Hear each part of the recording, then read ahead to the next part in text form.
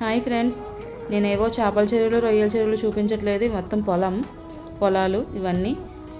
ఇది వచ్చేసి జగనన్న కాలనీ. లోపల ఇల్లు ఉన్నాయి. జనావాసాల్లోకి ఏలేరు వాటర్ వదలడం వల్ల ఇలా జనావాసాల్లోకి రావడం జరిగింది.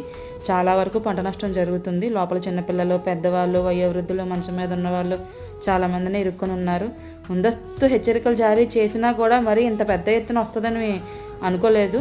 వాటర్ వస్తుందంటే ఓకే వస్తుంది అనుకున్నాం. ఇది గత 6-7 సంవత్సరాల క్రితం వచ్చింది.